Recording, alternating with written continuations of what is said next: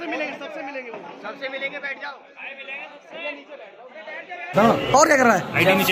जब से भारतीय जनता पार्टी की सरकार उत्तर प्रदेश में आई है, उन्होंने प्रशासन और सरकार का साथ लेकर के पहले तो झूठे मुकदमे लगवाए और कई ऐसे मौके आए हैं जहां पर प्रशासन ने और शासन ने मिलकर के समाजवादी पार्टी के कई सदस्यों की सदस्यता ली है।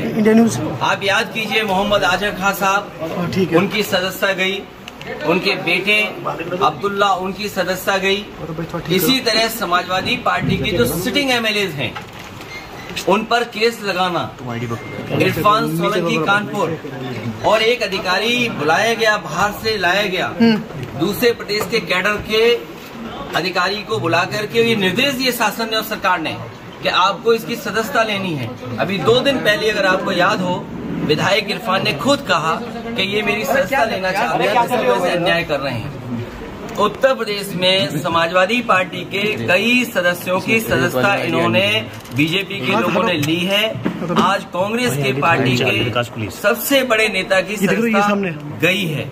और अगर हम इसी तरह देखेंगे, अगर ऐसे मुकदमे देखेंगे तो बीजेपी वालों की तो कईयों की सदस्यता नहीं बचेगी। जो भाषा या जिस तरह के उनके स्टेटमेंट्स हैं, अगर उन पर सच्ची कार्रवाई हो जाए तो बहुत सारे भारतीय जनता पार्टी के सदस्यों की भी सदस्यता चली जाएगी। ये जानबूझ करके जो असली मुद्दे हैं, महंगाई, बेरोजगारी और इनके ही मित्र उद्योगपति जिन्होंने पैसा भारत का डुबाया है, उन पर ये बहस नहीं करना चाह रहे। उनसे तो कई बार आया था। देखिए, यहाँ पर मुख्यमंत्री को रहने की कोई जगह नहीं थी। जब तक जगह बनाई तब तक सरकार चली गई। सर मगर गौतम यूनिवर्सिटी थी उस समय। नहीं, गौतम यूनिवर्सिटी मुख्यमंत्री के रहने के लिए, उसके लिए न कोई निवास था, न कार्यालय था, न कोई अच्छा गेस्ट हाउस था। तो मुझे याद है उसी समय एक गेस्ट हाउस को बनाया गया था। जब तक बनकर के तैयार हुआ हमारी सरकार चली गई। अब उसको देख भी नहीं सकते, उसको तो बर्बाद कर दिया सरकार। फारूक अब्दुल्ला साहब ने कहा है राम सिर्फ हिंदुओं के नहीं। अभी कुछ दिन पहले नोएडा ग्रेटर में, तो ये तो सरकार की जिम्मेदारी है कि समय समय पे ट्रेनिंग दें और समय समय पे उनको जानकारी और जागरूक करें।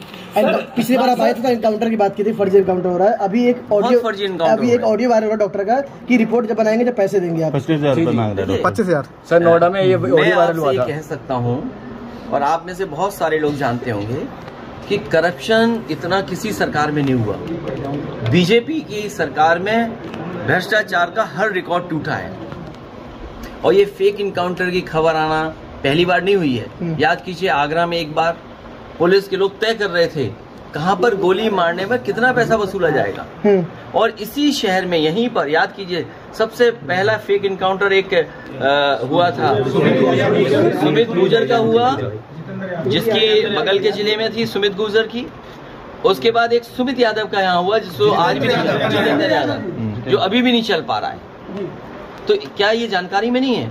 जब कभी भी जांच होगी सुमित गुर्जर के केस की, जब कभी जांच होगी यहाँ पर जो एक ट्रेनर था जिम में, उसकी, बहुत सारे अधिकारी लोग जेल जाएंगे।